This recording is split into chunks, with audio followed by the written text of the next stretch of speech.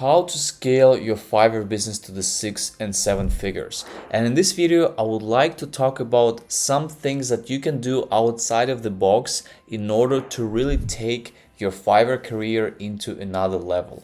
And biggest problem that I see sellers when they're trying to grow and push their Fiverr account, they are, first of all, they think that Fiverr won't be able to bring them, let's say, 20K, 30K, 40K, 50K per month. That's the first thing. They feel that Fiverr is going to have some sort of a ceiling, right? Where they can just reach maybe, let's say a few $1,000s per month, and that's it. That's the first thing. The second thing, of course, sellers are afraid of the Fiverr regulations. They are afraid that their account can get banned, their account can get restricted, they can, get a warning and other things. So, of course, when you are selling on a platform like Fiverr, you have to comply with their regulations. You have to be careful, right?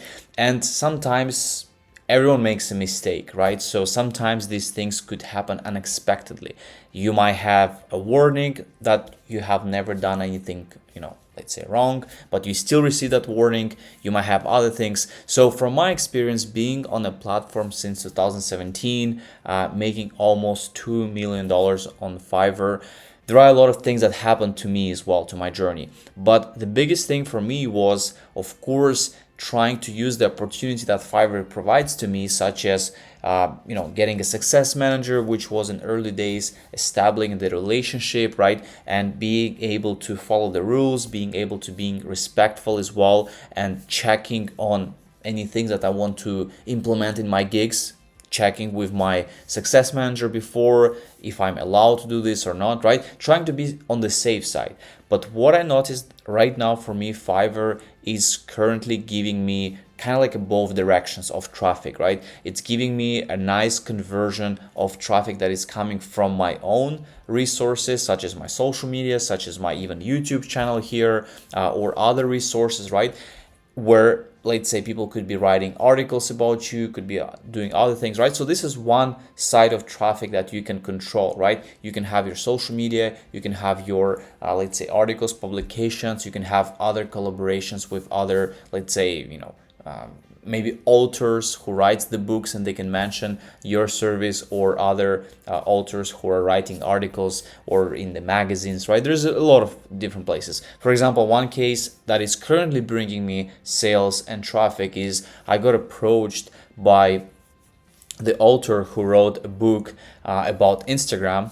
It's Instagram Power, and he actually mentioned me in this book. He put basically a Q&A. He asked me questions that I answered, and then he redirected people to my services on Fiverr, right? And that was in 2018, and still today, actually that was end of 2018, 2019, and today still I'm getting traffic and I'm getting clients from that Q&A, right? So this is one sort of traffic that you can always think outside of the box, because there's a lot of opportunities that you can build for yourself. You should not always think about, how many orders I'm gonna get from Fiverr. If I'm on the first page or on the second page, my impressions went down, right? This is, of course, it's gonna happen no matter what. Like, it's going to happen on your own website. Sometimes you might have a good traffic, sometimes not. Sometimes you're going to have orders. In my opinion, the freelancers, the sellers who are trying to think about this sort of like a short metrics that, sales go up, go down. This month has been great. Next month is not great. I mean, I understand, because I was in this position, but eventually there are a lot of opportunities that you should be taking advantage of, and Fiverr is just your pretty much a destination where people can make a purchase, right? It's still your landing page, you have your funnel, right? And of course, Fiverr, from time to time, they see the conversion metrics, because they want to make sure that when someone comes to your, let's say, Fiverr, page, right, your gig page, they want to make sure that the person converts to the customer, right? And that's why they're implementing things like subscription, because they are by default sending people to the subscription, right? So they can subscribe and save 10%, 5%, 15%, whatever you set for the subscription, right? So they're trying to do this. And then, for example, now, let's say in the end of this year, in 2023, they're making more changes. Next year they're going to have more changes. Eventually they're always, because they have a big team behind it, they see the data, right? So in my opinion, like, if something is already working for you, it makes sense to think about how you can scale this to another level, right? Let's take a look here, an example. For example, you can see now my Fiverr profile here. I have 5 gigs at the moment, right? And this is another strategy. When you're opening a new gigs, you always have new opportunities, right? You have new opportunities to get ranked higher, you have new opportunities to be in the promoted gigs. By the way, if I'm gonna open my promoted gigs, you can just take a quick inside peek of how my promoted gigs are doing, right? So for example, in the last month, which is September, I'm spending always around 1,500, a little bit less, but pretty much in that range, and it brought me over $7,000 in sales, right? It's a big number. So yes, I mean, there is a lot of speculation on the promoted gigs that it's, sometimes might not work as it is, or if you turn it off, your gig's gonna go down, right? In my opinion, I have 1,500 that I'm spending every month, right? And I'm still getting that extra traffic. Why not, right? If your gigs are well optimized, if you're seeing the sort of like a positive conversions, why not take this as an opportunity? For example, Upwork is started to also do things like that, similar things that they're trying to, for sellers to pay in order for them to get their gigs, like their profiles ranked higher, right? So I think this is a great and now, for example, you can see here I spent $700 and got $4,379 in sales so far, which is, I think, is an incredible number. And of course there is, there are a lot of opportunities that I can take. But going back to my page here, so what you can do as well, and this is the first thing in my opinion that you should do for sure 100% when you're thinking how you can scale your services, you should create your website. Create your website. That's going to be about your services, that's going to be about your work, your portfolio, everything, right? Just kind of like covering your work, covering what you do. And then eventually your call to action could be people going to your gig, people ordering your service, right? In my case, you can see it's here. So I have information, and then I'm just redirecting people. I have the reviews, I have information, and I'm just redirecting people to my content service right here, right? This is a great example because, first of all, you can still drive traffic to your website, which is good because you can keep track of the pixels, the audience. You can put a Google pixel as well, and just have this Google Analytics as well to track on your views, who are coming from, and then eventually you're driving traffic to the Fiverr, right? The same thing that people do, let's say on Amazon. When they sell on Amazon, they also have their websites where they showcase what they do, what they sell, and then they redirect to the Amazon, right, listing. The same concept is here. And what's another great thing that you should do is that when you go to your Fiverr page, you're gonna see here information which is BYOB, bring your own business, right?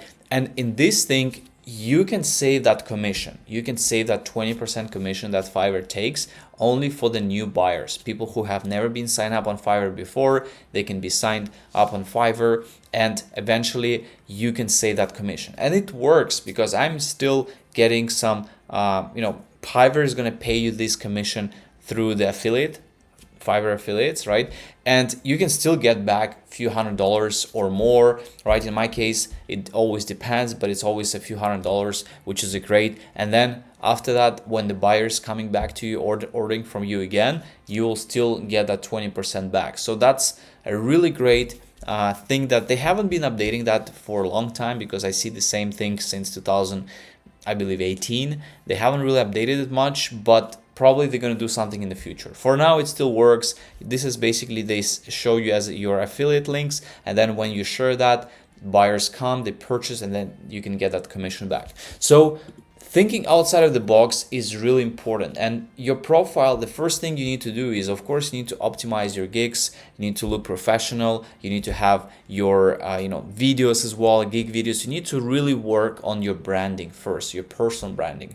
put in the effort, put in the work, because many times, even when you go to the search, people create just like a fast gig images. They try to do it as soon as possible. They try to list, which is good. You need to act fast. You need to, take an action, but still don't rush it. Don't just go out there and just copy from someone's description, copy and paste it. I've seen sellers do that a lot, and they also copied from my gigs, right? I mean, of course, I don't want to spend time and just like, reporting them or spending time and looking at these things, but at the end of the day, that's just not going to work for you in the long term, right? So it is important to really think outside of the box straight away and work on your personal branding, because right now I even get messages on Instagram, people asking like, can you help me with Instagram, can you grow? And I just lead them to Fiverr, because I have a good system. I have a team which is helping me with the handling orders, and then when we have an order placed, every person is responsible for certain things. So it's not, the system is not dependent on me. I'm in charge of communication, I'm in charge of inbox.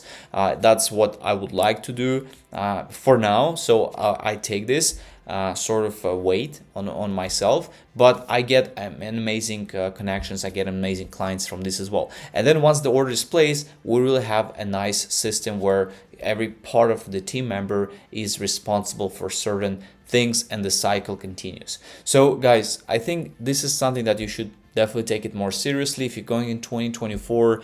Fiverr is going to be, of course, changing, improving. Some things might not be, let's say, as I don't know, wonderful as you expected, but you still have to be playing with the rules of the platform. That's just the way it is, right? When you're in a platform, you're dependent. Of course, there are a lot of positive, there is negatives as well on that side, but you just have to take from people that you see out there on Fiverr. For example, for my case, I'm still heavily pushing on Fiverr. I think this is a great place, so there is still a good possibilities on growing this, on scaling this. So that's why I'm putting my effort there. So at the end of the day, you have to see what's been working for you. If your website and traffic to your website is working, that's great. But I think Fiverr could be just additional way of, it takes time to figure it out. It's not going to be an overnight success, but at the end of the day, that might turn into the consistent long-term results for you, because some days I'm getting like 15 clients